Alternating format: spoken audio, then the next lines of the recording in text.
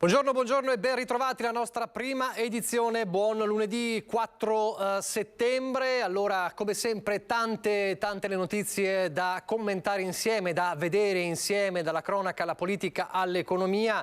C'è una mostra del cinema che continua e ci sono anche delle notizie di cronaca che emergono dalla mostra del cinema, e quindi non soltanto il glamour, la cultura e lo spettacolo. Lo vedremo fra poco con il comandante della polizia locale di Venezia, Agostini, e il suo post che ha scioccato tutti denunciando, lo sentiremo fra poco, di essere stato addirittura palpeggiato durante una festa VIP di Armani legata insomma alla mostra del cinema, e poi di un giovane attore spagnolo che era alla mostra per ricevere un premio, che è stato arrestato con un'accusa pesantissima di violenza sessuale. Ma poi ci sono anche purtroppo tante tragedie che ci toccano ancora più da vicino del territorio, a partire dall'ennesima tragedia sul lago di Garda, in un'estate funestata da altri drammi.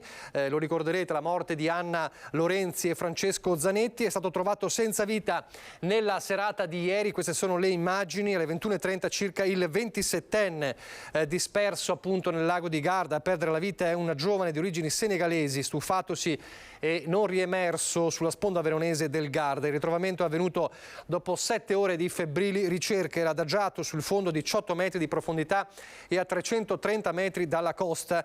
È stato individuato dai sommozzatori del Vigili del Fuoco di Trieste. L'allarme era scattato intorno alle 14:30 alla sala operativa della Guardia di Costiera di Salò, quindi nell'altra parte diciamo del lago di Garda. Una richiesta di soccorso da parte del comandante di una nave da mini crociera che era partita da Peschiera, si era fermata al largo di Punta San Vigilio per far fare un bagno al folto gruppo di turisti presenti a bordo, tra i quali questo 27enne che si è tuffato ma non è rientrato poi nel gruppo, ed è stato purtroppo ritrovato cadavere ieri sera, nella tarda serata di ieri. C'è anche un 14enne invece disperso da una spiaggia libera intorno alle 19:30 di sabato a Gorino Veneto, alle foci del Po di Goro.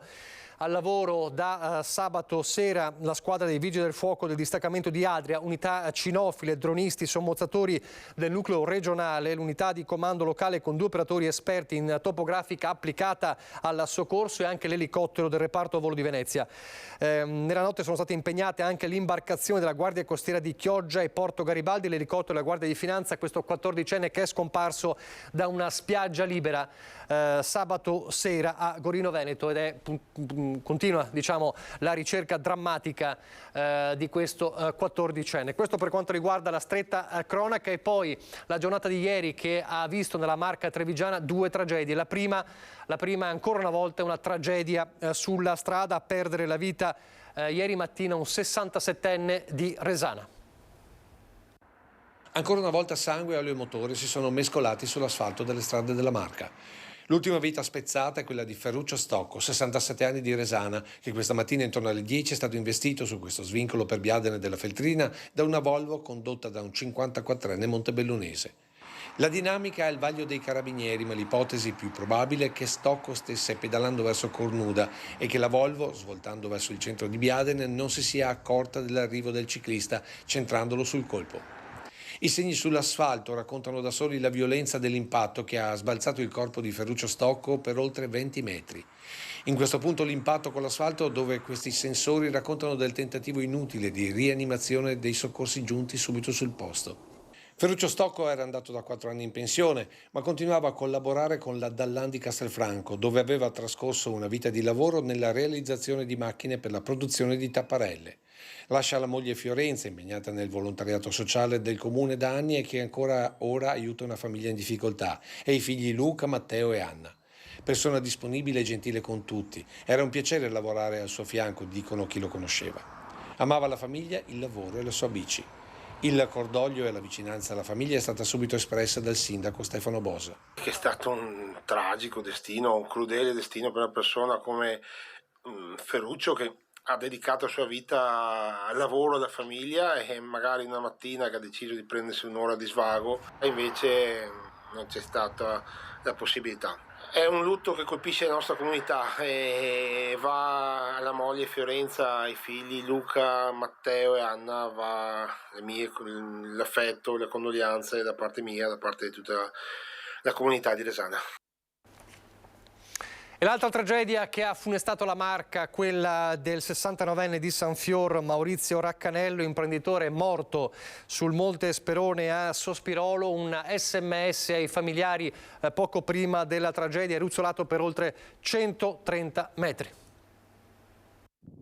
L'ultimo messaggio ai familiari poco dopo mezzogiorno. Va tutto bene, scriveva Maurizio Raccanello, imprenditore 69enne residente a Sanfiora. Doveva infatti essere un'escursione come tante in zona Croce a Susinna sul Monte Sperone in comune di Sospirolo. Poi il silenzio pian piano diventato assordante nel corso del pomeriggio fino all'allarme lanciato dal figlio non vedendolo rientrare a casa con il buio. Il cellulare che suona a vuoto, poi il nulla. Le ricerche dell'uomo sono state attivate nel cuore della notte con gli uomini del Soccorso Alpino di Belluno, supportati dai vigili del fuoco che sono saliti in quota. Una ricerca meticolosa, prima nell'area di Colla del Doff, per poi scendere sul versante opposto lungo la Normale al Monte Sperone, controllando così il libro di vetta e i canali verso la Valle del Mis. E questo finché sul filo di cresta i soccorritori non hanno trovato una racchetta abbandonata sul sentiero, un segno che li ha convinti a calarsi per una 60 di metri. Qui il sospetto diventa certezza, tracce di scivolamento e rami rotti evidenziano una traiettoria letale. Il corpo del 69enne viene trovato poco distante, appoggiato a un cespuglio, sarebbe ruzzolato per oltre 130 metri. Scattano le operazioni di recupero, rese difficili dalla vegetazione e inizialmente anche dalla nebbia mattutina. Sul posto, non appena possibile, è arrivato l'elicottero dell'Air Service Center, convenzionato con il Soccorso Alpino Dolomiti Bellunesi, che ha sbarcato un tecnico provvisto di motosega per liberare un varco tra gli alberi. La salma, accompagnata anche dai carabinieri, è stata poi portata a Sospirolo. Nel primo pomeriggio la notizia è arrivata a Sanfior. Il figlio ha chiesto tanta riservatezza, ha ringraziato. Comunque anch'io approfitto per mandare le condoglianze alla famiglia e al figlio in particolare, mandando un abbraccio. E chiaramente sono disgrazie che ti toccano con famiglie, con figli in età ancora giovane così. Purtroppo dobbiamo ancora una volta stringerci vicino, essere vicino alla famiglia.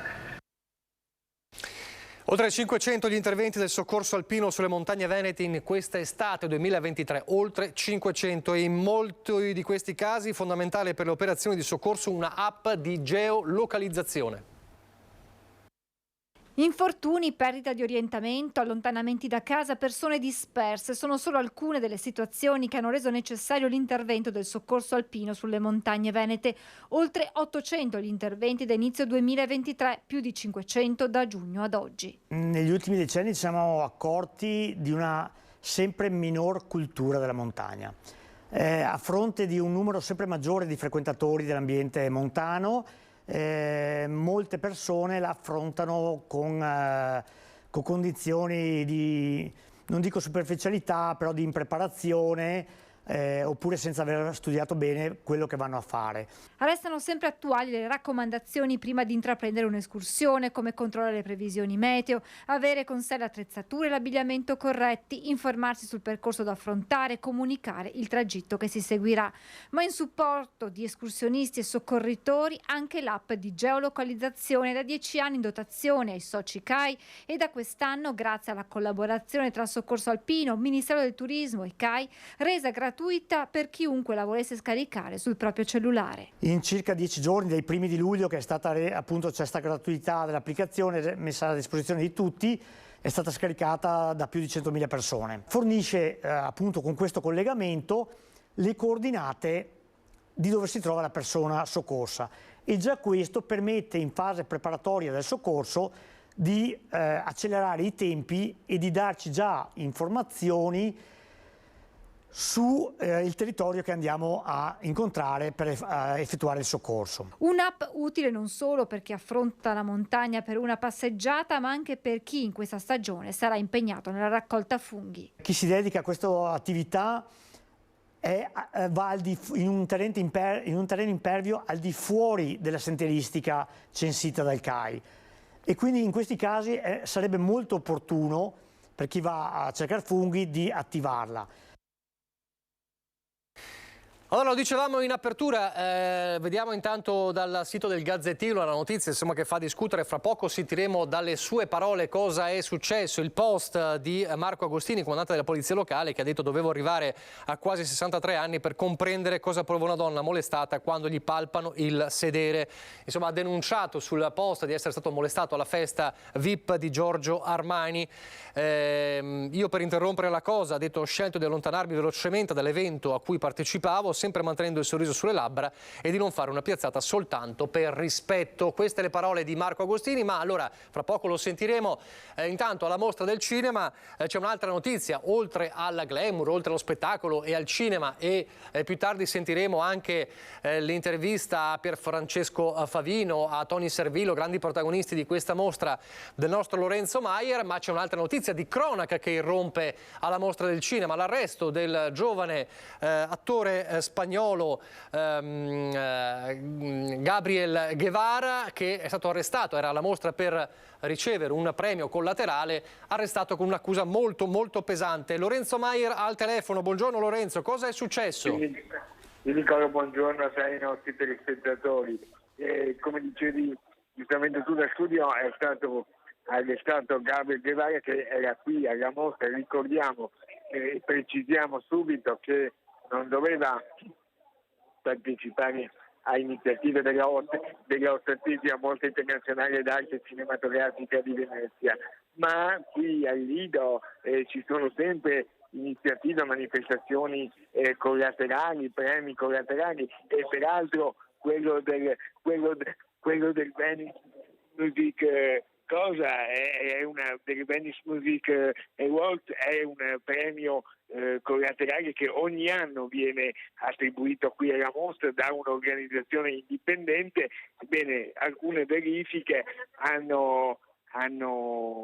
sono riusciti a rintracciare questa persona, che è stata arrestata subito. Immediatamente l'organizzazione del premio ha sospeso questo riconoscimento che gli doveva essere attribuito, e quindi la situazione si è risolta in questo modo. Chiaramente ha fatto molto scalpore, molto clamore questo arresto, che, lo ricordiamo, comunque non è avvenuto in modo plateale. Le forze dell'ordine lo hanno fermato per un normale controllo, dal database hanno visto che corrispondeva a un mandato di arresto internazionale, e così hanno proceduto all'arresto.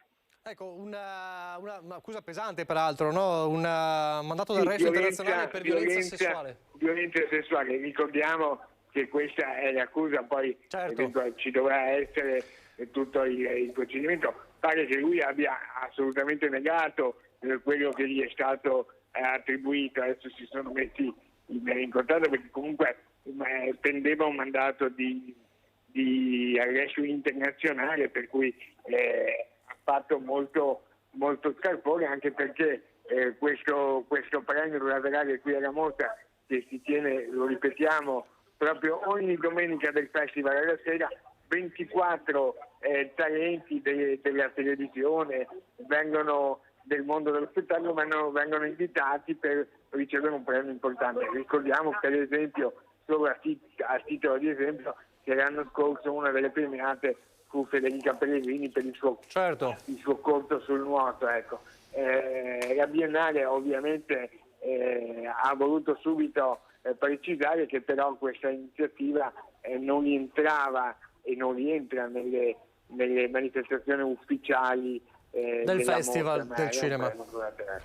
Certo, grazie mille, grazie Lorenzo Maier. Fra poco, lo dicevamo, insomma, quando parleremo della Mostra del Cinema vedremo invece la tua intervista, un estratto ovviamente breve delle tue interviste, sia a Pierfrancesco Favino, che peraltro in questi giorni ha parlato, insomma ha infiammato anche il Lido con una polemica sugli attori italiani o meglio gli attori americani che interpretano grandi personaggi storici italiani come Enzo Ferrari, e poi anche Tony Servillo. Grazie Lorenzo Maier, il nostro corrispondente alla Mostra del Cinema. Buon lavoro Lorenzo. A voi.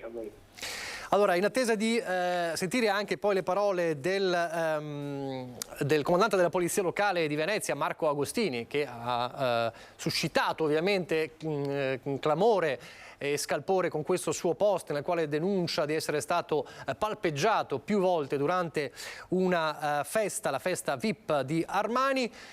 Torniamo alla cronaca che racconta come tante volte purtroppo nel nostro territorio di furti, di rapine anche violente, come quella commessa sabato notte a Cartura nel Padovano, un vero e proprio assalto con i banditi che non si sono fatti scrupoli di picchiare il proprietario e anche il figlio. Il nostro Francesco Ratai, che vedo in collegamento, ha raggiunto proprio la vittima di questa situazione. Buongiorno da Padova, anzi da Cartura. Siamo insieme a Roberto Martello, siamo a casa sua perché il signor Martello sabato sera ha subito una violenta rapina.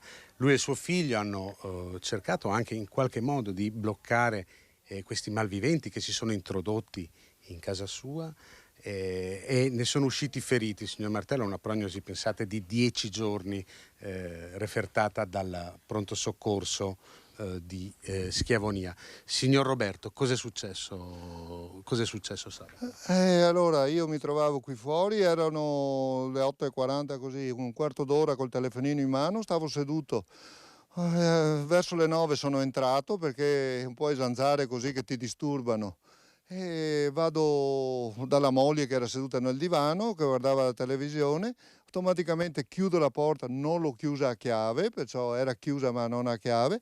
Mentre stavo parlando con la moglie le facevo vedere che avevo visto sul telefonino delle foto così, giro la testa e mi vedo davanti 3 persone incappucciate, vestite di nero, molto alte anche di statura, 2 sicure belle alte.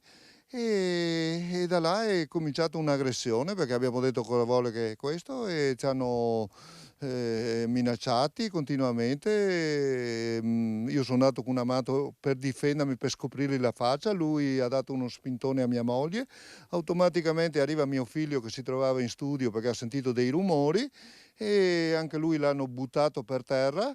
E mio figlio ha cercato anche lui di aggredire via, ma loro avevano un coltello, un cacciavite e una quarta persona purtroppo che abbiamo vista dopo quando è scesa, perché al momento non l'avevamo vista, è andata sul piano superiore dove dormiamo, ha rovesciato tutto e sui cassetti via e ci ha portato via tutto quello che ha trovato dentro. La cosa che lascia perplessi è proprio la violenza con cui siete stati... Perché una parola non si poteva dire, niente si poteva dire, abbiamo detto ma non c'è niente, che anche quella cassaforte che l'hanno tagliato col flessibile via, ma non c'è niente dentro perché non tenevamo tranne un po' di oro, qualcosa così, ricordi insomma di quando...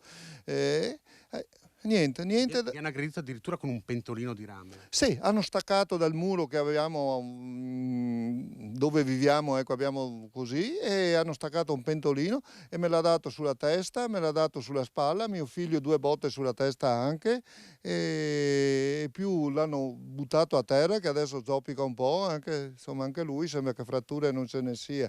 E dopo, prima di andare via, sull'arco di 20 minuti, mi ha dato strappato, aveva una catenina al collo, me l'ha strappata e più anche a mia moglie le ha preso la mano, le ha portato via anche l'anello che aveva al dito. Automaticamente quella quarta persona che era al piano superiore aveva già preso le chiavi della macchina, si trovavano là nell'entrata, la macchina è andata in moto, sono saliti tutti e il telecomando del cancello era nella macchina, si sono aperti, sono scappati con le luci spenti. Io sono corso dietro fino al cancello, automaticamente mio figlio ha chiamato subito 118, 112, insomma tutto, là si è mosso tutto e noi ci hanno portato al pronto soccorso e adesso ci sono delle indagini e via, non si sa. Sono stati 20 minuti di terrore. 20-25 minuti di terrore proprio, guarda, perché quando uno davanti con un coltello e un cacciavite, insomma non c'è niente da dire. Però e noi non sapevamo niente perché ci hanno incastrati che non potevamo muoverci. Ecco, questa è la testimonianza del signor Roberto, un momento molto toccante. Sapevano dove agire però queste persone? È una domanda che ha risposta... Da come sono scesi sembra persone come avessero conosciuto o che conoscevano a casa, non so. Nonostante che noi non facciamo mai entrare nessuno, tranne i nostri parenti più stretti e via, insomma fratelli, sorelle, ecco, ma no, estranei via, in casa mia non è mai entrato nessuno. Signor Roberto, ma adesso cosa pensa di fare? Pensa di aumentare la sicurezza? Tenteremo anche questo, studieremo qualcosa, parleremo con qualcuno, non so, anche delle telecamere, oltre l'antifurto esiste già e via, ma normalmente lo metti quando vai via, quando sei in casa, per abitudine, forse bisognerebbe anche. Signor Roberto, come sta adesso? Psicologicamente sono ancora un po' abbattuto perché non riesco a dormire via. Il dolore alla spalla, non riesco a alzare il braccio, questo lo muovo un po' perché ho ancora un dolore anche. E qua adesso ho cambiato cerotto anche stamattina, mi hanno detto di tenere, non bagnare. È dura. È dura, ecco, ha capito, psicologicamente non lo so. Sono più i danni psicologici che quelli fisici. Ecco. Beh, augurando al signor Roberto una pronta guarigione, noi restituiamo la linea allo studio.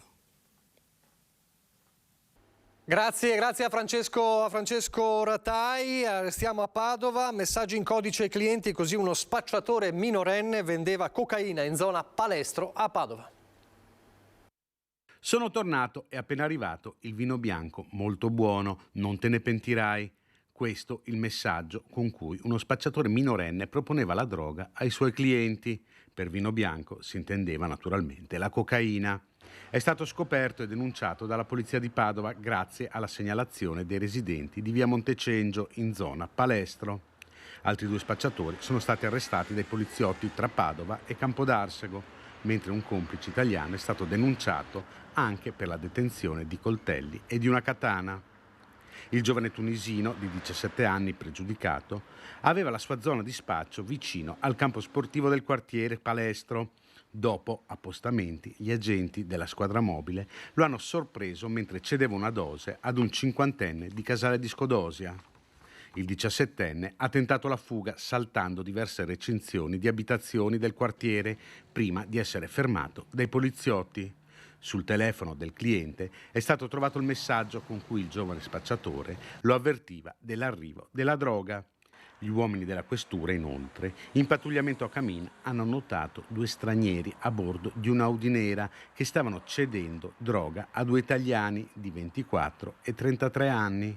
Fermati i 4, hanno arrestato lo spacciatore, un 41enne tunisino. Ma non solo questo, perché i poliziotti, su richiesta dei cittadini, hanno arrestato un altro spacciatore a Campodarsego. Alla guida di uno scooter è stato notato un pregiudicato 50enne italiano in compagnia di un tunisino 24enne, anche lui pregiudicato. Fermati e controllati è risultato che il tunisino avesse con sé 13 dosi di cocaina. Lo straniero è stato quindi arrestato. L'italiano invece aveva in tasca 2 coltelli a serramanico.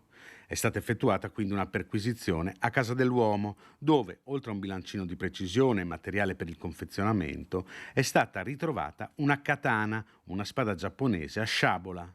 L'arma è stata sequestrata e l'uomo denunciato. L'accoglienza dei migranti, andiamo nel Vicentino, passi avanti. Nel comune di Sovizio, lo ricorderete, era stato tra i destinatari dei profughi recapitati davanti al municipio, la polemica di qualche tempo fa. Ebbene, c'è stato un accordo con la prefettura che consente l'accoglienza dei migranti negli immobili confiscati alla mafia. Ce ne parla la nostra Luisa Bertini da Sovizio con il sindaco Paolo Garbin. Luisa. Sì, buongiorno a voi, buongiorno ai nostri telespettatori. Siamo a Sovizio in compagnia con il sindaco Paolo Garbin perché c'è un'evoluzione relativa ai profughi. Lo ricordo, il mese scorso tra i comuni del Vicentino che avevano destato scalpore perché erano stati lasciati sotto i municipi dei profughi, l'evoluzione che c'è stata è relativa ad un accordo firmato e siglato insieme alla prefettura. Di cosa si tratta?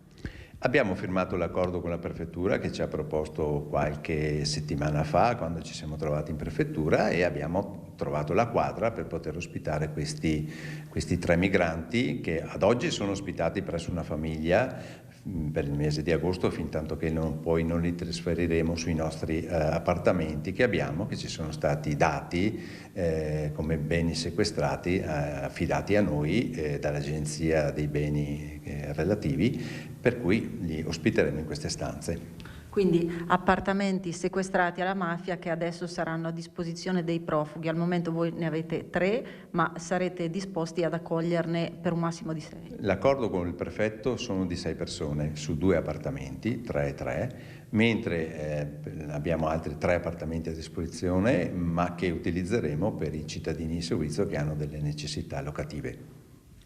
E a proposito dell'inserimento nella socialità di questi ragazzi, voi avete pensato anche a delle attività? Certo, l'accordo prevede che ci sia un affidamento a un ente gestore. Abbiamo la cooperativa Paripasso che se ne sta occupando, e lì uno degli accordi, oltre all'ambientamento, l'italiano, cioè capire dove sono, è quello di metterli a fare un'attività sul territorio. Sarà un'attività di volontariato all'inizio, perché di fatto non hanno il permesso di soggiorno, non possono ottenere un posto di lavoro, ma l'attività di volontariato questa sì, la possono fare, la possono svolgere, sempre con un accordo a triangolare noi, la cooperativa e la prefettura.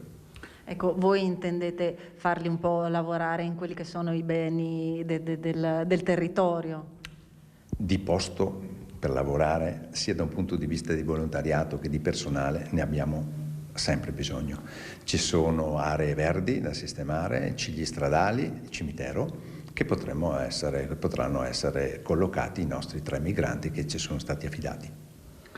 Ecco, io ricordo che questo è il primo importante passo, il primo protocollo siglato in questi termini, quindi beni sequestrati alla mafia che serviranno per l'accoglienza migranti. Ringrazio il sindaco Paolo Garbin e restituisco a voi la linea allo studio.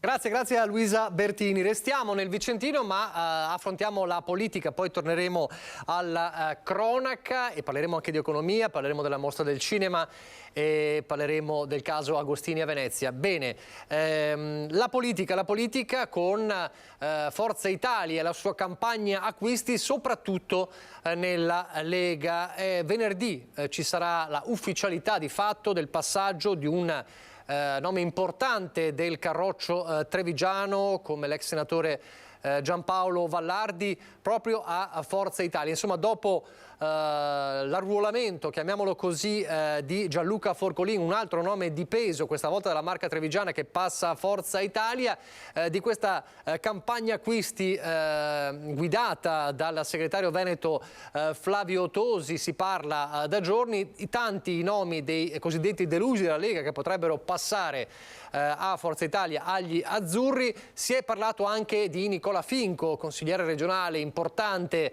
della Lega, che però a quanto pare smentisce. Ce lo facciamo dire direttamente da lui. La nostra Vanessa Banzato è proprio con Nicola Finco. Vanessa.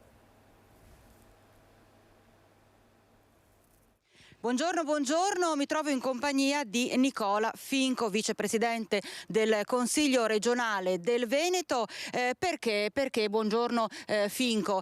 Stanno girando alcune voci che la vedrebbero intenzionato al passaggio da Lega a Forza Italia. Che dice lei?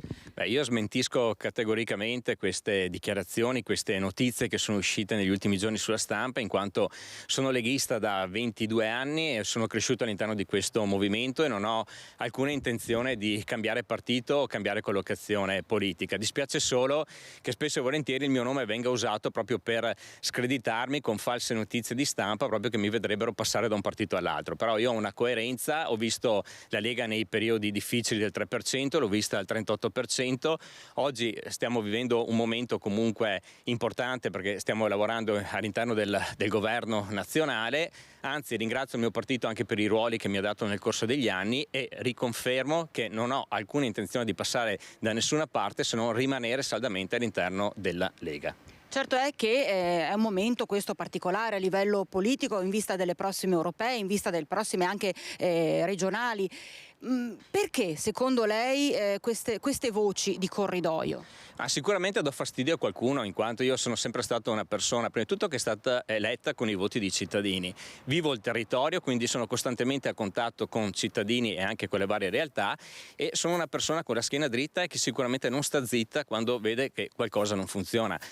Di recente, negli ultimi mesi, ad esempio, ho fatto importanti battaglie, ad esempio per difendere la sanità del Bassanese, per difendere la qualità che avevamo anche all'interno del San Bassiano. Magari a qualcuno ho dato fastidio, però io continuo nelle mie battaglie, perché io prima di tutto devo rispondere ai miei cittadini che mi hanno votato, e quindi se a qualcuno do fastidio mi dispiace, però io continuo a lavorare coerentemente con il mandato che mi hanno dato coloro che mi hanno votato. A questo punto non posso non fare una domanda. Lei potrebbe dar fastidio anche a qualcuno del suo partito? Ma spero di no, però sicuramente sono uno che continuerà a fare le sue battaglie, continuerò a dare voce ai cittadini e sicuramente lavorerò per migliorare quella che è ovviamente la sanità del mio territorio, ma anche le tante esigenze che questo territorio continua a portare avanti. Uno su tutto, ad esempio, il Tribunale della Pedemontana, che proprio domani, grazie a un progetto di legge che ho presentato, sarà all'attenzione del Consiglio regionale. Quindi c'è una battaglia costante, perché questo è il mandato che ho ricevuto e quindi questo mi sento di fare. Bene, allora io ringrazio il vicepresidente del Consiglio regionale, il leghista Nicola Finco, e ricedo la linea allo studio. Grazie a Vanessa Banzato. Quindi Finco che dice no, non lascio la Lega, Vallardi invece che è in procinto di lasciare il carroccio per Forza Italia. Torniamo alla cronaca con la sanità, nel lutto nella sanità veneta, la morte del dottor Realdon. Malore fatale, si spegne il dottor Realdon, era direttore del distretto Terme Colli dell'ULSS. Piero Realdon è morto questa notte, avrebbe compiuto 65 anni il prossimo 15 settembre. Pare sia stato colto da un malore, leggiamo dal sito del Gazzettino. Si era laureato in medicina e chirurgia al BOE sempre a Padova, aveva conseguito la specializzazione in igiene e medicina preventiva, dopodiché si era cimentato nel master in direzione sanitaria e sviluppare il sistema di qualità nell'azienda sanitaria. Siamo increduli e sconvolti, ci stringiamo attorno al figlio e ai familiari del nostro caro Piero, ben consapevoli, sottolinea il direttore generale dell'ULSS Euganea Paolo Fortuna, di quanto dato alla sanità nel nostro territorio. Gli incidenti sul lavoro, si è chiusa una settimana durissima a livello nazionale. La settimana e il tema è quello degli infortuni sul lavoro, la tragedia di Torino con i 5 morti, una tragedia che è rimbalzata ovviamente in tutta Italia. L'eco anche nella Marca con le parole di Monica Michelin, la mamma di Mattia Battistetti, tragicamente morto sul lavoro a 23 anni a Montebelluna, che dice: provo dolore e rabbia. Nella Marca sono 10 le vittime dall'inizio dell'anno, il doppio rispetto allo stesso periodo del 2022. Mentre leggevo mi scendevano le lacrime e, ripensando, erano lacrime di dolore, prima di tutto per questi ragazzi, per queste famiglie distrutte, perché vi assicuro le morti sul lavoro lasciano veramente delle famiglie distrutte.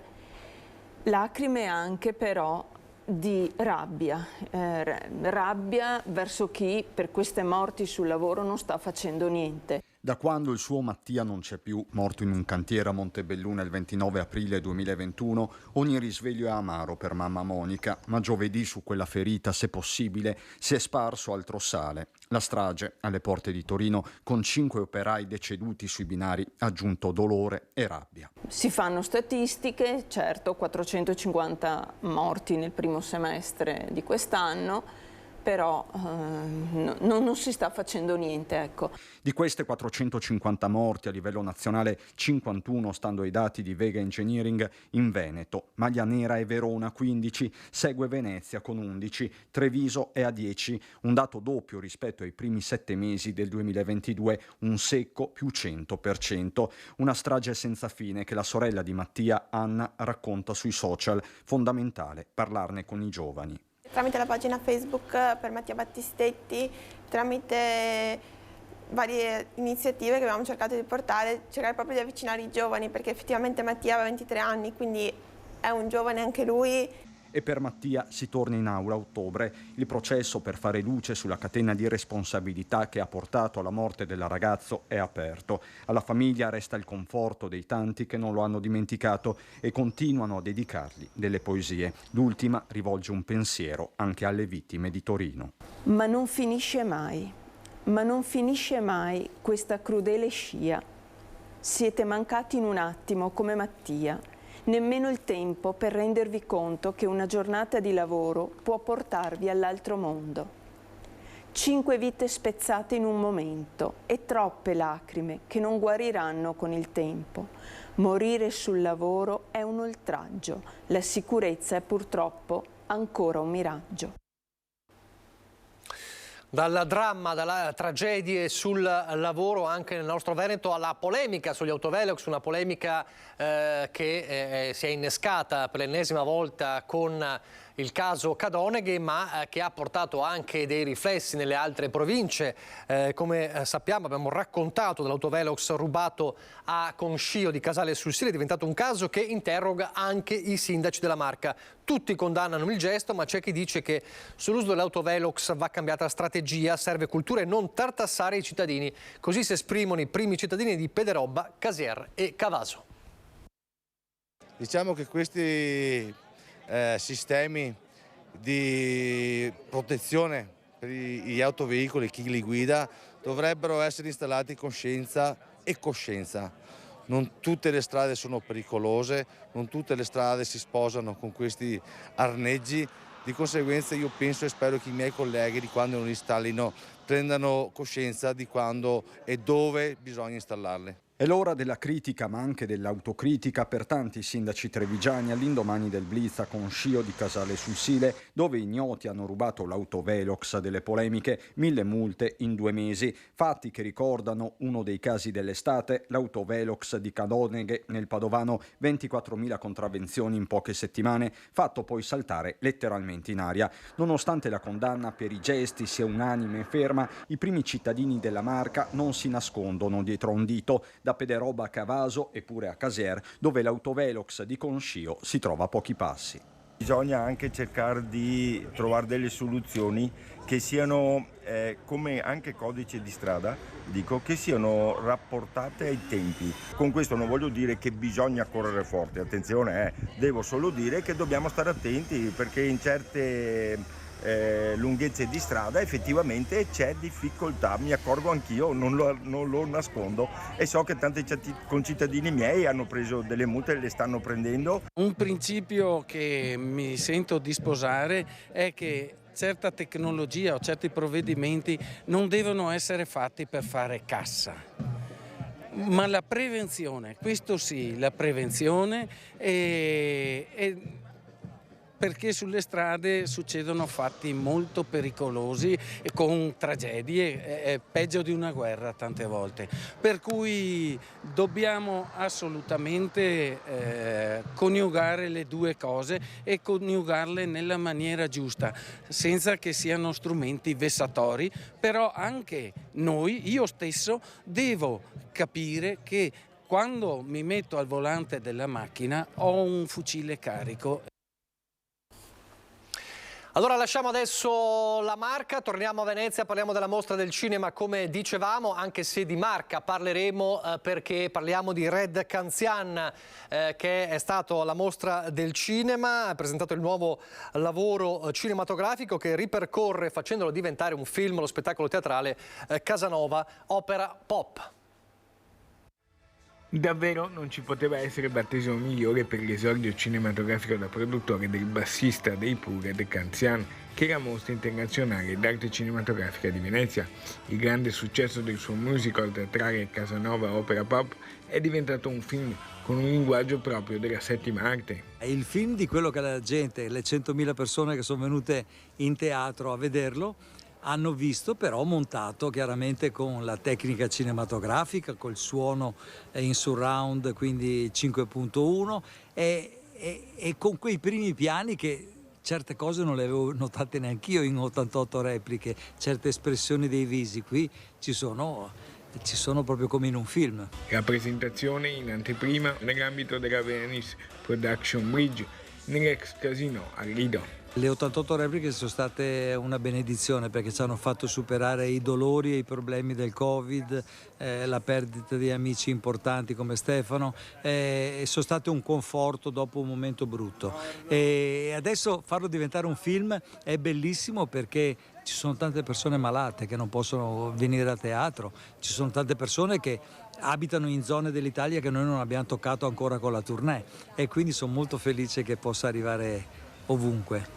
Non le chiedo se è emozionato perché di palcoscenici ne ha calcati a centinaia, però essere qui alla Mostra di Venezia, e comunque è anche già stato, che sensazioni che dà? Sai, questo è un mestiere nuovo per me perché io sono un neofita assoluto nella produzione di un film o altro, per cui certo che mi batte il cuore essere qui con la mia famiglia, col mio amico coproduttore dello spettacolo, i miei figli e mia moglie che hanno lavorato intensamente all'interno di questo progetto. È bello, è un momento felice. La scelta di provare a girare è arrivata quasi al termine del tour.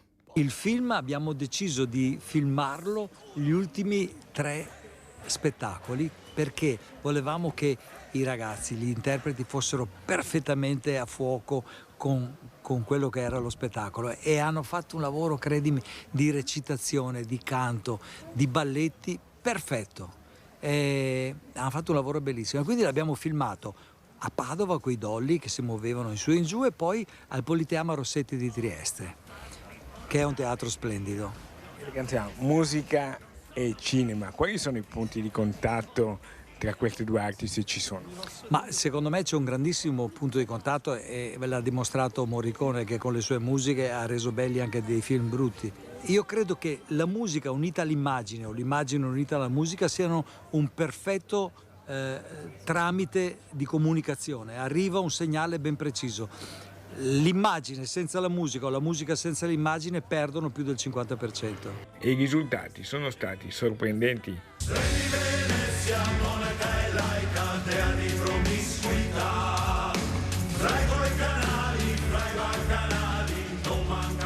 Dalla Mostra di Venezia, Phil Mer, Chiara Canzian, Beatrix Niederwieser, Stefano Scaroni e Red Canzian, che sono quelli del musical e quelli del film di Casanova, salutano tutti gli amici di Antena 3, vi voglio bene, ve voi ben, se vedemo.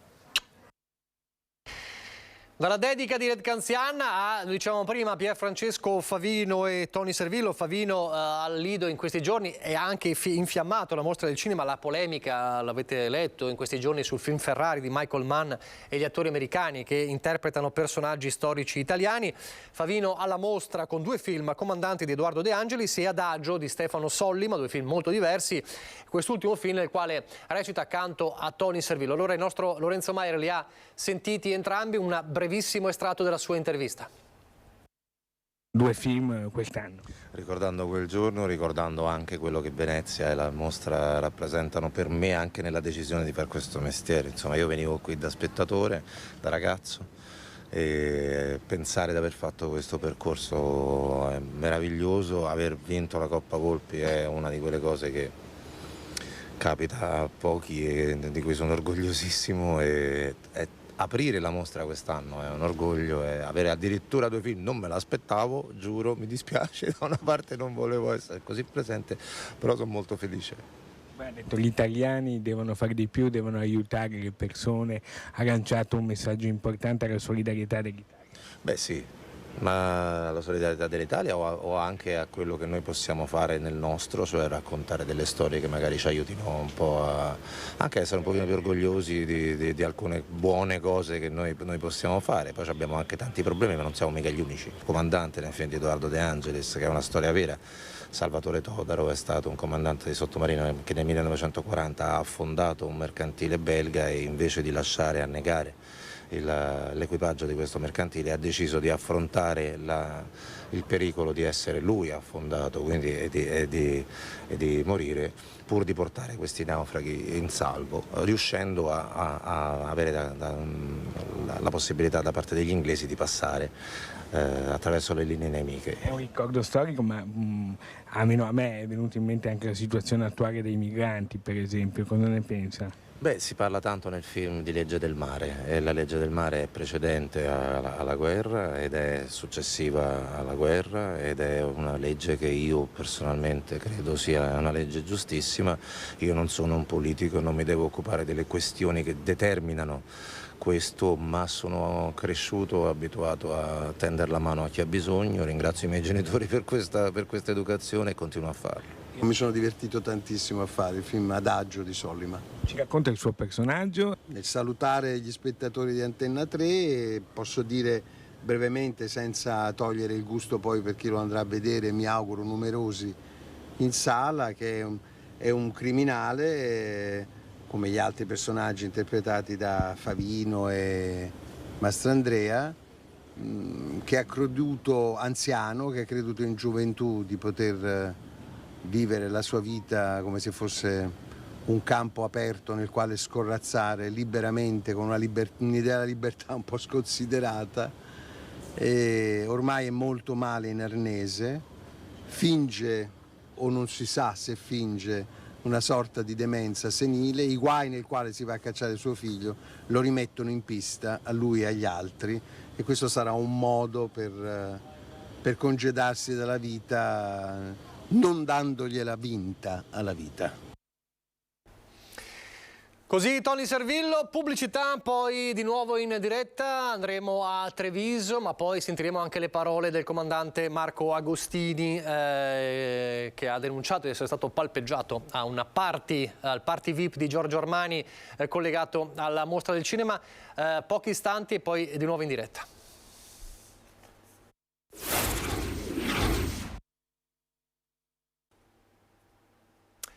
Rieccoci in diretta con la nostra prima edizione. Allora andiamo a Treviso, i nostri ospiti ve li presento subito. Cristian Schiavon, capogruppo della Lega in Comune Treviso, buongiorno. Buongiorno a tutti. E Marco Zabai, Partito Democratico, sempre in Consiglio Comunale a Treviso. Buongiorno Zabai. Buongiorno a tutti. Allora, perché ripartiamo da Treviso? Perché c'è una polemica in questi giorni, in queste ore in atto. Domani ci sarà anche una conferenza stampa da parte delle associazioni Centro Sociale Django, ma non solo, anche Open Piave. Il caso è quello della ex caserma Piave e di un, tra virgolette, sfratto delle associazioni da quella realtà. Allora vogliamo cercare di capire cosa sta succedendo e cosa accadrà. Schiavon, partiamo proprio da lei per capire cosa potrebbe accadere e cosa accadrà. Io ho letto la stampa, insomma, e ci stiamo anche sentendo con il sindaco. A parte che non mi pare che si parli di sfratto, c'è un contratto in essere, di diritto, quindi che vedrà una scadenza, insomma, adesso non ricordo se fra 2 anni o 2 anni e mezzo, insomma. Quindi nessuno sta sfrattando nessuno, è una questione di un contratto che sta scadendo. Il sindaco giustamente ha detto che il contratto pone dei paletti che sono dei lavori che devono essere fatti o meno, e sarà fatta una valutazione su quello che è stato il percorso fino ad oggi e fino alla naturale scadenza del contratto, insomma. Quindi mi sembra un po' prematuro parlare di sfratti o addirittura conferenze stampa, insomma, senza parlare con l'amministrazione. Quindi voi dite che non c'è stato nessun contratto, nessuna richiesta? Che io sappia no, sicuramente con il sottoscritto no, e quindi io mi auguro che si voglia discutere prima che lanciare proclami di disfatta o malfunzionamento. Quindi sono molto sereno. Zabai. Diciamo che veniamo da uno storico di dichiarazioni del sindaco precedenti che non sono state esattamente tenere né ben disposte nei confronti della realtà di Open Piave e di chi sta gestendo, insomma, quello spazio. Io penso che Treviso abbia dimostrato di avere bisogno anche di spazi alternativi, diciamo, fuori da quelli che possono essere dei canoni tradizionali, in cui si sviluppino delle attività sociali come quelle che sono state sviluppate all'interno della caserma Piave. Open Piave, tra l'altro, appunto, è stato ricordato prima, un contratto che è attivo, su cui si dovranno fare delle valutazioni oggettive. La preoccupazione sta in quello, nel senso, se i risultati che sono oggettivi davanti agli occhi di tutti, si stanno facendo adesso i lavori per aprire un centro diurno per disabili, si stanno facendo dei lavori per aprire altri spazi che prevedono appunto delle attività rivolte alle associazioni, rivolte ai cittadini di una zona che aveva bisogno anche di socialità. Ecco, io mi auguro che l'amministrazione non faccia delle valutazioni di tipo ideologico, ma che vada a vedere nel concreto la realtà di un contesto che è stato riportato alla vita e con delle attività che riempiono ogni volta quello spazio di persone, di famiglie, di bambini.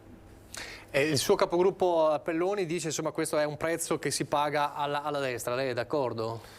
Ma io penso che, temo che appunto dentro gli equilibri della maggioranza che governa la nostra città, purtroppo il peso di Fratelli d'Italia, il peso di alcune componenti anche di Fratelli d'Italia, che ricordo che vengono da percorsi più estremi di destra che non altri, possa sicuramente aver influenzato le scelte del sindaco. Mi auguro che appunto questo tipo di dinamica, questo tipo di scelta ideologica non si traduca poi nel concreto, ma che si riesca a trovare una soluzione che garantisca appunto il proseguo di una realtà che sta dando i suoi frutti. Poi dopodiché certamente bisognerà vedere quali sono i termini della questione in termini di diritto amministrativo, però non ci si può neanche nascondere dietro quello, insomma.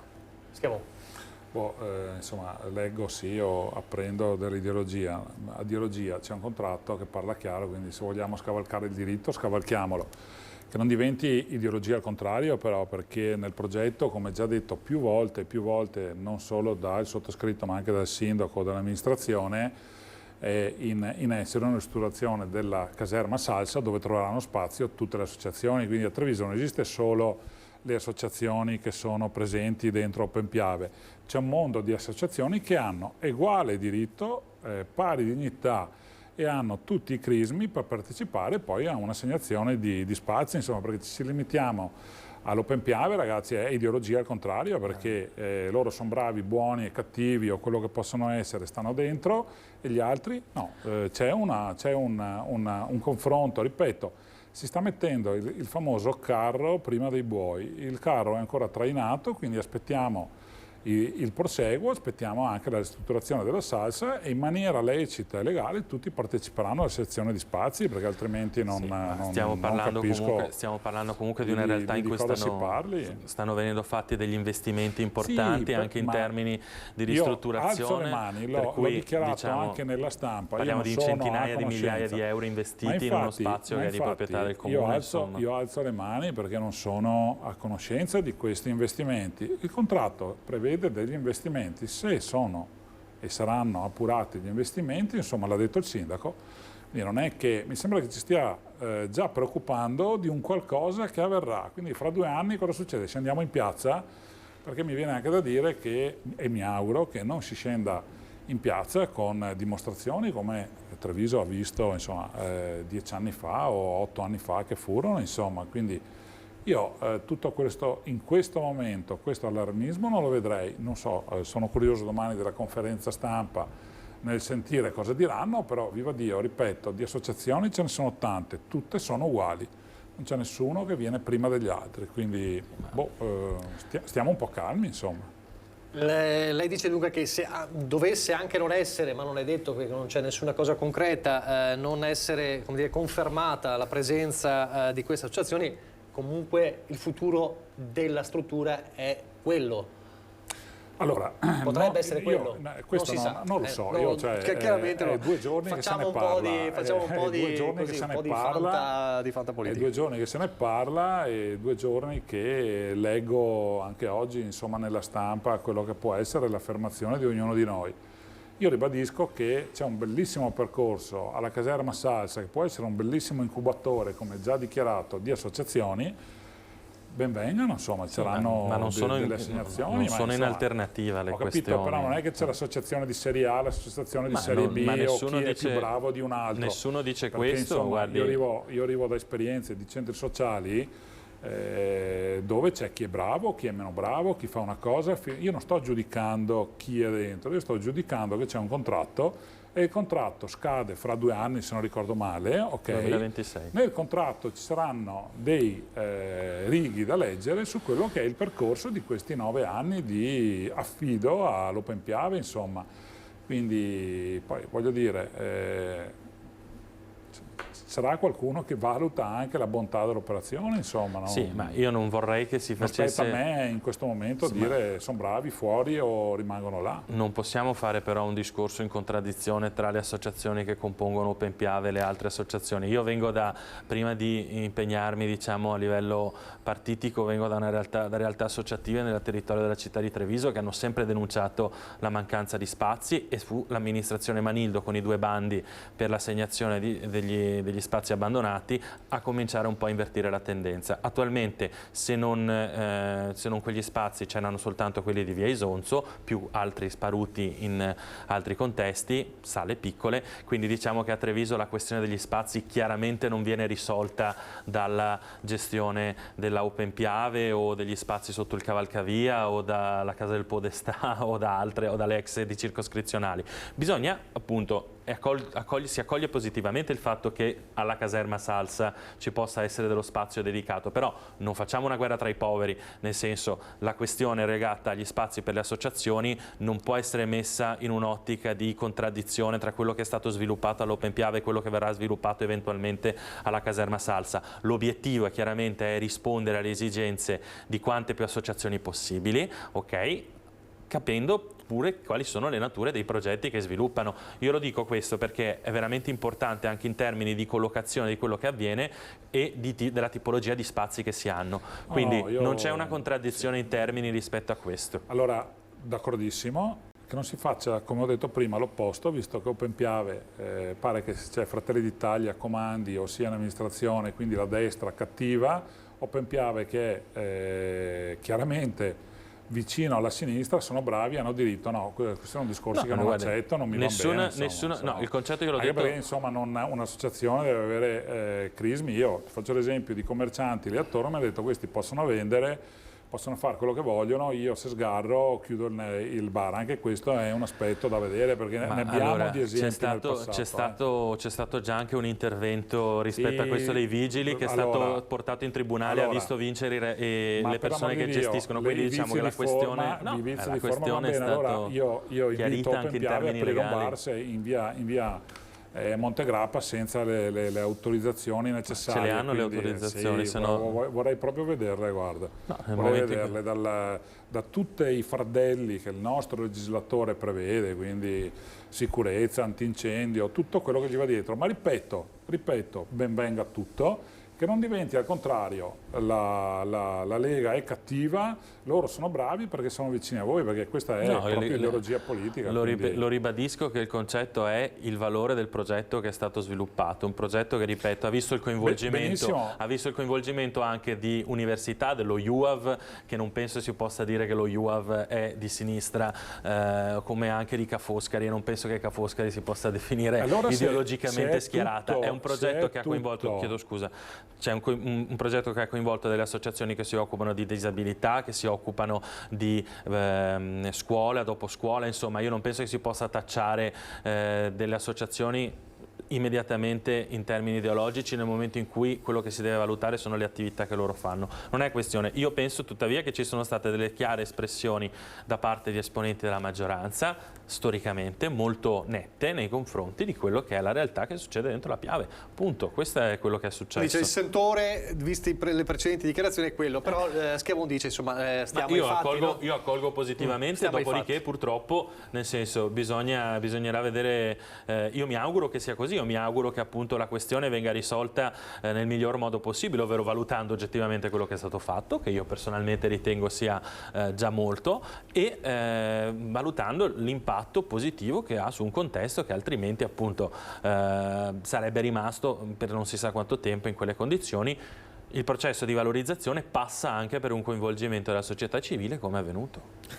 Sì, per l'amor di Dio, io non dico nulla. Io ho premesso all'inizio, c'è un contratto, se il contratto verrà dimostrato che ha seguito un percorso, l'associazione avrà modo di discuterne con il sindaco e l'amministrazione.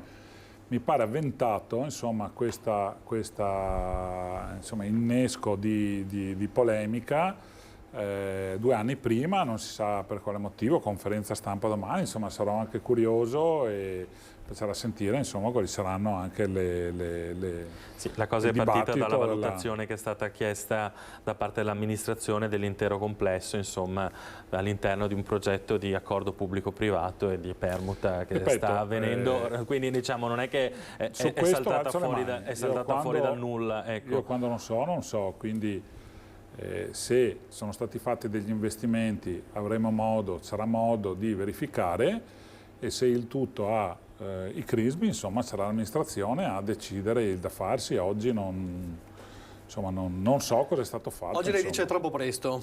Vedremo domani cosa diranno poi peraltro le associazioni nella conferenza stampa. Visto che lei vogliamo restare ai fatti, un fatto invece, cambiamo argomento, che è concreto, è questa, tra virgolette, campagna acquisti di Forza Italia, soprattutto rivolta ai cosiddetti delusi della Lega. Per un Nicola Finco che in diretta poco fa con la nostra Vanessa Bazzato ha smentito qualsiasi possibile suo passaggio a Forza Italia, abbiamo invece di fatto la conferma che Giampaolo Vallardi, nome storico della Lega nella Marca, ex senatore, passerà a Forza Italia. Venerdì probabilmente ci sarà l'ufficialità proprio con Flavio Tosi a Treviso. Che succede Schiavon? Questa Forza Italia insomma, che sta corteggiando i cosiddetti delusi, si parla anche di Caner, marcato anche per ovvi motivi, addirittura anche l'assessore regionale Bottacin. Che sta succedendo? Non lo so, io insomma non ho parlato con nessuno delle persone che hai citato poco fa, quindi non ho idea di quali siano le motivazioni. Io è da qualche tempo che dico, ma anche il romanticismo politico oramai, no? Si passa da una cosa a un'altra senza scusa, abbiamo valutare. Visto anche Forcolini, insomma, che è quello che un po' ha rotto gli argini. Avranno fatto le loro valutazioni, insomma io sono nella Lega da 20 anni, insomma, e sono grato al percorso che mi ha fatto fare la Lega. Penso di aver dato il mio contributo. Le motivazioni personali io non le conosco, i rapporti interpersonali tra Tosi, Vallardi o chi che sia io non li conosco, però se si promette la caramella al miele all'orso è difficile che l'orso dica non mangio la caramella, no? Quindi mi dispiace perché non c'è affezione politica, non c'è voglia di forse confrontarsi in maniera seria e onesta al proprio interno, insomma, quindi mancando il romanticismo politico penso che molti facciano valutazioni lontane dai miei pensieri. E può essere che molti si siano disamorati, visto che parliamo di romanticismo politico, di una certa direzione della Lega, magari non regionale? Allora, direzione mi piacerebbe capire quali siano queste motivazioni che allontanano queste persone, insomma, perché se c'è un fatto ci può essere anche un dibattito.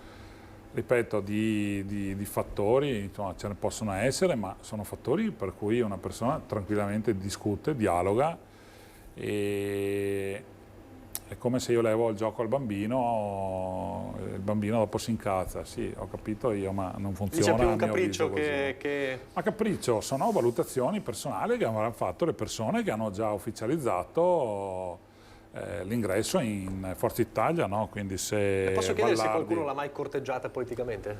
Le è successo, e non diciamo mai chi, ma le è successo? Sì. Le è successo? Sì. Più di una volta? No. Recentemente? Non siamo stati noi, però almeno. In realtà è stato il segretario del PD che mi ha chiamato per dirigere il PD a Treviso. Comunque le è successo, insomma, anche recentemente? No, mi è successo, ma insomma con velato garbo, velata battuta. Io sono nella Lega perché credo che il mio mantra, no? Io dico sempre che il mio mantra della Lega, insomma, o Liga Veneta, sia l'autonomia, perché non finirò mai di dirlo.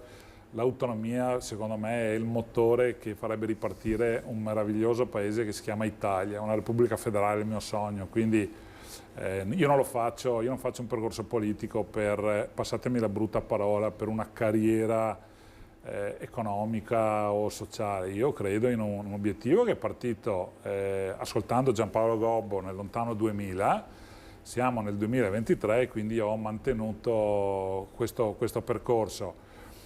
Poi le battute, insomma, le fanno a me, le fanno al consigliere Zabai, le possono fare a chiunque, quindi non sono così importante per cui Flavio Tosi o qualcun altro mi chiami per andare alla corte di altri movimenti o partiti, ma non mi interessa. Transfughi dal PD? In questo momento no, ce ne sono stati in passato. Abbiamo finito l'emorragia noi, anzi okay. siamo in un periodo in cui le persone stanno ritornando a iscriversi, a partecipare, quindi nel senso, da questo punto di vista nessuno ci corteggia noi in Veneto, chissà come mai, però insomma cerchiamo di fare il nostro e di riportare in particolar modo nel contesto trevigiano un partito che sia appunto in grado di competere a prescindere dai movimenti che succedono dall'altra parte. Allora, pochi istanti di pubblicità, poi torniamo in diretta a parlare di Treviso, ma non solo.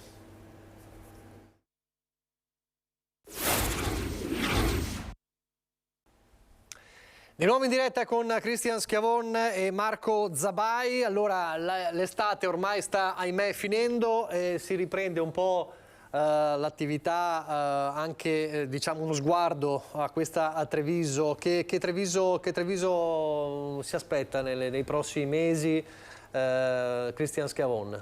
Ma faccio una battuta, mi verrebbe da chiamare Righeira, l'estate sta finendo, l'ho sentita 10 minuti fa. Ha fatto una bellissima intervista da poco, sai, quindi no dai, a parte gli scherzi. Abbiamo visto l'estate di cantieri, insomma, ma che continuano, che altre cose ci sono in ballo? È un proseguo di cantieri, è un proseguo di lavori che vedono gli ultimi 5 anni di forte progettazione di PNRR che comincia pian piano ad andare avanti.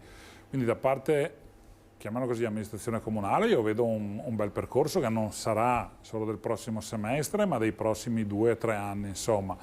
Non vedo l'ora che continuino i lavori alla stazione, c'è il prossimo anno le Stefanini che daranno il posto all'università, ci sono tante piccole cose, piccole e grandi cose, c'è la caserma Salsa, quindi insomma se parliamo di Treviso vedo un bel percorso. Mi lascia un po' basito una serie di preoccupazioni macroeconomiche, insomma, che possono non incidere ma dare un po' di su questo ci arriviamo subito. Cose punti deboli da rafforzare invece di Treviso? C'è sempre il tema della sicurezza? Ma allora, la sicurezza, io ho la fortuna di avere 2 figli meravigliosi, uno di 14 e uno di 17 anni, quindi mi dicono anche loro, insomma, che c'è qualche, chiamiamolo così, ragazzino che è un po' esuberante. Non siamo abituati a baby gang o delinquenza. Io per fortuna o sfortuna, insomma, vedo un po' l'Italia, però non siamo abituati sicuramente a Mestre o a Padova, dove la delinquenza è molto più violenta, insomma, dove la microdelinquenza è quotidiana. Piazza Borsa è monitorata, mi sembra che ci sia uno scatto in avanti anche dei controlli, forze dell'ordine, DASPO che cominciano ad arrivare, insomma, e dai a un DASPO a settimana o 2 DASPO per settimana, fra 3 mesi, insomma, queste persone avranno cambiato lido dove andare a scorazzare. Però questo è un problema, guardate, che non c'entra Treviso, Padova, Mestre, è un problema sociale a 360 gradi che non è un problema politico, quindi alla politica si può pensare un pensiero e la politica secondo me deve andare incontro alle esigenze di questi giovani che hanno perso, secondo me, una cosa fondamentale, ed è la socialità tra i ragazzi, il rapporto umano tra i ragazzi, questi meravigliosi e maledetti cellulari o questo internet o questa divulgazione porta le nuove generazioni ad allontanarsi da cose che erano secondo me molto valide nei miei anni o fino a 20 anni fa, prima dell'avvento della tecnologia. Oggi si chiudono attorno a questi cellulari, a questi computer, poi escono e hanno, insomma, poi una cosa che a me dispiace molto, io non sarò un cultore della musica, però quando ascolto la musica che ascoltano i ragazzi giovani, i ragazzi mi viene la pelle d'oca, ma non la pelle d'oca quando ascolto Morricone o Lucio Dalla. La pelle d'oca al contrario, qua si parla di violenza, di donne, si dà voce, e questo mi dispiace, la politica non deve entrare a dar voce poi a scappati di casa che cantano per il proprio interesse cose che sono di una gravità e malvagità incredibile. C'è stato il caso anche di un io mi ricordo come si chiamava a Castelfranco che è stato... No, ma a parte quello mi ricordo il ragazzo di Parma, come si chiamava te, che non ricordo, questo io arrivo qui e non ripeto cose... Ha messo parecchia carne al fuoco, siamo partiti da un po' No, è che sono Treviso, temi che a me certo, sicuramente Marco mi seguirà in questo perché è una persona intelligente, però ci sono delle cose che vanno oltre la politica deve essere unita quando ci sono questi tipi di problematiche.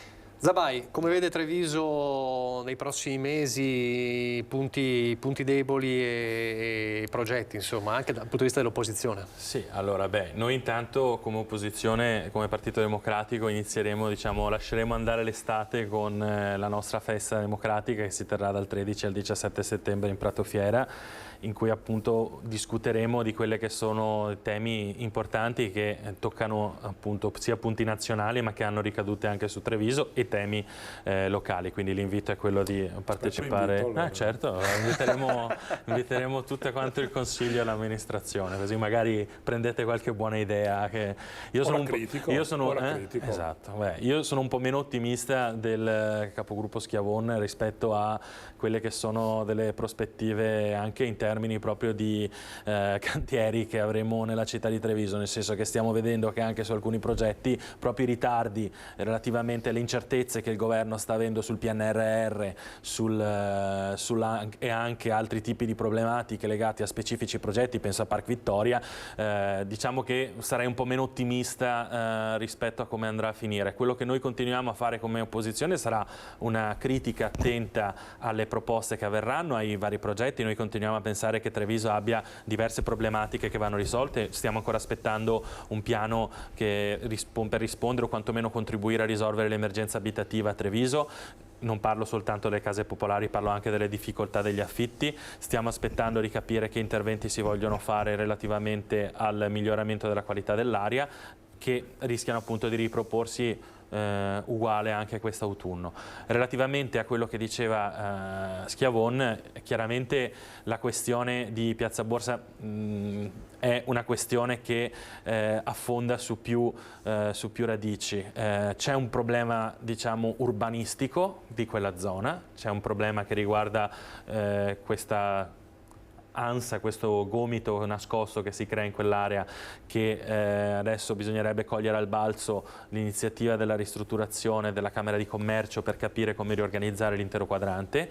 C'è una questione riguardo ai giardini di Sant'Andrea che richiedono anche lì la socialità, verissimo. A Padova, nonostante prima venisse chiamata come esempio negativo, io la porto invece come un esempio positivo. Penso ai giardini dell'Arena, che erano un centro assolutamente di degrado, di spaccio, e adesso invece sono uno dei luoghi più apprezzati per avere socialità con le famiglie, con i ragazzi, sono sede di aperitivi. Perché? Perché c'è stato un accordo tra il coinvolgimento di privati per la riqualificazione di un giardino, invece che costruire per forza soltanto dei cancelli chiusi alle 6 di sera, si è trovato il modo di portare dei chioschi, delle attività, delle sorveglianza fatta dalla presenza di persone.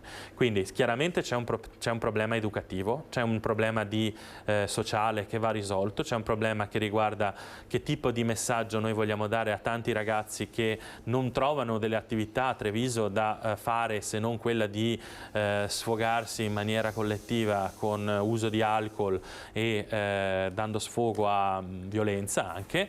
Quindi io credo che sicuramente ci dobbiamo prendere in carico come comunità educante. Questo è un concetto che a me piace molto, che è un concetto che appunto prescinde dalla collocazione politica, ma vede l'intera comunità cittadina locale unirsi per dare dei messaggi e creare dei percorsi per i ragazzi, per i giovani, che vuol dire fare un piano che metta a disposizione spazi, attività, risorse con le scuole, con le associazioni, con le attività sportive, per dare una mano concretamente nessuno pensa che un'amministrazione comunale possa risolvere un problema che coinvolge anche le famiglie, che coinvolge i genitori e tutto. Tuttavia io credo, ecco, che dare una risposta semplicemente securitaria, come purtroppo sto vedendo che si sta cercando di dare, vedo poca socialità, vedo tanta polizia rispetto a questa cosa qui. Ripeto, la sicurezza è importante, il presidio è importante, ma abbiamo bisogno anche di aprire concretamente un capitolo sociale per riportare le persone. Bisogna rafforzare gli operatori di strada,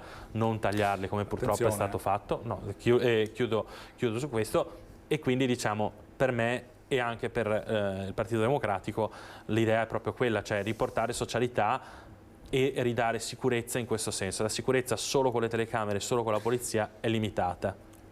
Allora, mi trova l'intervento di Marco, mi trova unito, perché penso che il sociale debba essere bipartisan, no? Quindi tutti devono fare la loro parte. Mi permetto però di evidenziare che gran parte delle persone che arrivano in Piazza Borsa, per l'80-90% forse sono persone che arrivano da fuori Treviso, quindi trovano sfogo in città arrivando con mezzi pubblici, treno, bus, e questo è dimostrato.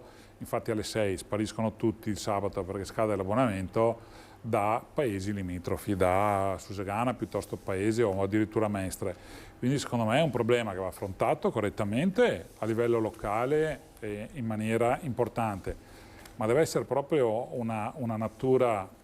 Siamo tutti verso un clima o un cambiamento di un clima o con buoni propositi. Anche qui il legislatore nazionale deve intervenire pesantemente, non con la forza, ma dando risorse, Marco, e questo purtroppo sono danni di anni, non di adesso. Io non dico che è colpa né del bianco né del verde né del rosso. Si è snobbato forse quello che poteva essere la cultura psicofisica dei ragazzi, mi riferisco allo sport e alla cultura degli ultimi 30 anni. Anche il benessere psicologico, noi abbiamo dimenticato che c'è stata una pandemia che ha avuto un impatto fortissimo. Questo lo vediamo, ma lo vediamo anche semplicemente adesso. Io ho seguito per anni le associazioni universitarie, sono stato rappresentante all'università. Io ho visto recentemente l'impatto che i ragazzi che sono usciti da 2 anni di pandemia hanno quando si devono approcciare semplicemente a delle scelte di studio, delle scelte di percorso. C'è un'ansia, una diffusione di disturbi nevrotici derivanti dal peso che è stato l'impatto allucinante che ha avuto la pandemia, che non abbiamo affrontato abbastanza. Nel senso, il bonus psicologo, per dire, è troppo poco. Noi abbiamo bisogno di percorsi seri di sostegno psicologico che vadano nelle scuole, che vadano nelle università, che vadano nei contesti dove i ragazzi ci sono, per rompere questo, prima di tutto rompere un tabù. Cioè l'idea che avere un sostegno psicologico è qualcosa che non ti fa rende meno di altri, ti rende debole, ma tu stai riconoscendo anzi di essere così capace, consapevole di te stesso da chiedere aiuto. E allo stesso tempo, giusto, sono d'accordo, ma io andrei veramente a dare un impatto economico fortissimo a tutto il mondo delle associazioni sportive, dove secondo me manca, causa anche del Covid o mutamenti sociali degli ultimi 10 anni, manca l'aggregazione dei ragazzi. Quindi questi ragazzi devono tornare a giocare assieme, a parlarsi e abbandonare per qualche ora la tecnologia. Le cose vanno assieme, come dicevano qualcuno. È una questione anche di cultura. Più filosofo di noi, mens sana in corpore sano. Questa è una questione anche di cultura da cambiare, le cose probabilmente. vanno insieme, insomma. Allora, il tempo è finito. Io saluto e ringrazio Cristian Schiavon e Marco Zabai, perché allora adesso siamo in grado di sentire la nostra Ilaria Marchiori, che ha raggiunto il comandante della polizia locale Marco Agostini. Volevo fare una battuta, visto che ha parlato della festa. Se qualcuno vuole venire a Pontida, le iscrizioni sono aperte. Quindi con i nostri pullman il 17 settembre. Loro avranno la festa democratica dal 13 al 17 settembre. Voi avete Pontida. Noi stiamo in local, siamo in Prato Fiera, non facciamo... Noi andiamo nel sacro suolo delle leghe. Ne parleremo. Grazie a Cristian Schiavon e grazie a Marco Zabai. Ilaria Marchiori con Marco Agostini per questa denuncia che fa Scalpore. Ilaria, grazie per essere stati con noi. Grazie a voi e a tutti quanti. Buongiorno allo studio, buongiorno ai nostri telespettatori. Ci troviamo qui nella sede del comando della Polizia Locale di Venezia insieme a noi il comandante Marco Agostini, che si è trovato a subire, dopo la sfilata di Giorgio Armani all'Arsenale a Venezia, una sorta di molestie, e quindi in qualche modo ha voluto rendere noto il fatto, non tanto per quanto aveva subito, che ora ce lo racconterà, quanto proprio in solidarietà nei confronti delle donne. Allora, comandante, ci può raccontare com'è andata, cos'è successo? Ma è successo una cosa molto banale, che un soggetto che non ho identificato, ma che ho dei sospetti, si è avvicinato e ripetutamente 4 o 5 volte mi ha messo le mani sul sedere. Cosa banale di per sé, che capita purtroppo a migliaia di persone, e che però quando lo provi ti rendi conto che è una cosa particolarmente fastidiosa e che mette in difficoltà le persone. Io ho preferito andarmene dall'evento piuttosto di fare una sceneggiata, un po' perché ero in divisa, un po' perché a 63 anni è sempre complicato dimostrare tutte queste cose, però capisco e l'ho reso pubblico perché le donne che subiscono questo tipo di violenze sono veramente delle violenze. Tutto qui. È per questo che lei ha voluto fare anche questo post sul suo profilo Facebook? Molto semplice, senza citare l'evento, ma proprio per solidarietà e per dimostrare ai maschietti che forse è meglio evitare comportamenti di questo tipo. Lei ha detto, credo di aver capito chi sia stato, perché quanti di questi episodi ci sono stati? Ma sono stati 4 o 5 in 2 occasioni. La prima pensavo fosse una cosa casuale, nel senso che c'era abbastanza confusione, quindi poteva succedere. Dopo, quando insomma uno ti palpa il sedere, lo senti, ecco. No? Ecco, lei aveva la divisa, però non ha pensato di girarsi, di dire... Cioè... Ti giri e c'erano 3-4 persone, è complicato.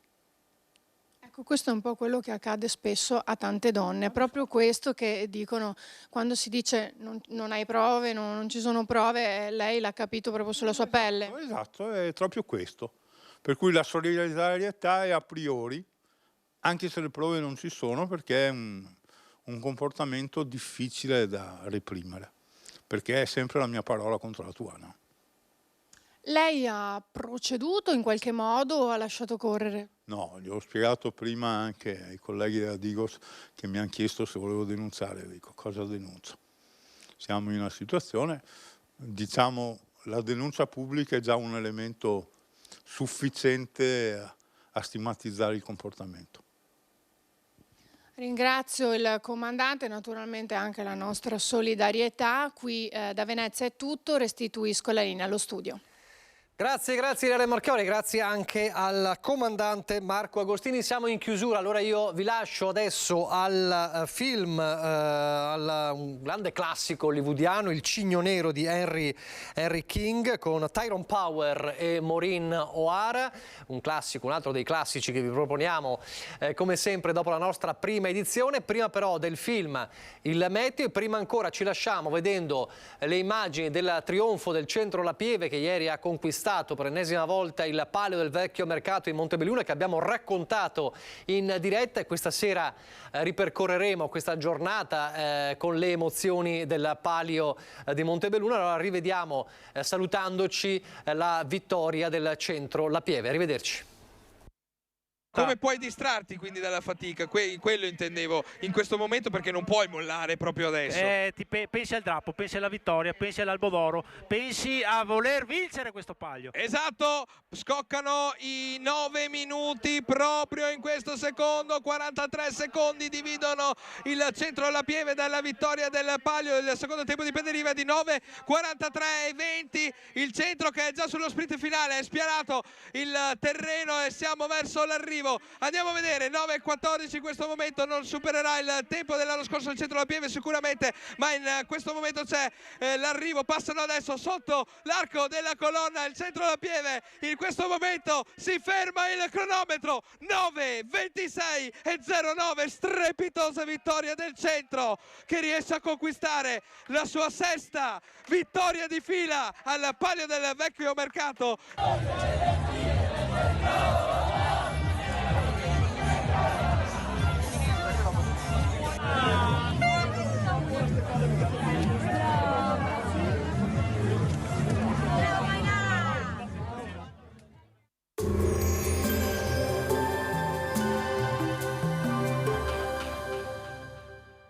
Portaci gli oggetti, i mobili, i vestiti che non usi più. Da noi, guadagni. Ex novo mercatino dell'usato. Aperto 7 giorni su 7, via Vicenza 23, Vedelago.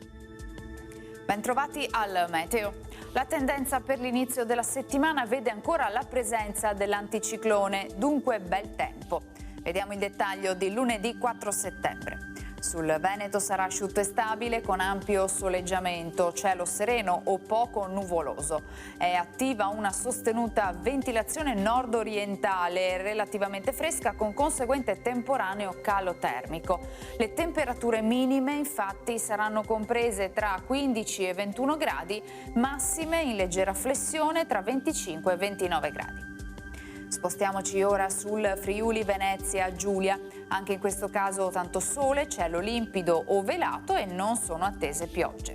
Temperature minime sugli 11-19 gradi, massime sui 27-28 gradi. Infine spostiamoci sul Trentino Alto Adige. Anche qui sole, nubi alte ma del tutto innocue. Temperature minime intorno ai 19-20 gradi, massime sui 29-32 all'incirca. Dal meteo per ora è tutto, vi auguro un buon proseguimento in nostra compagnia.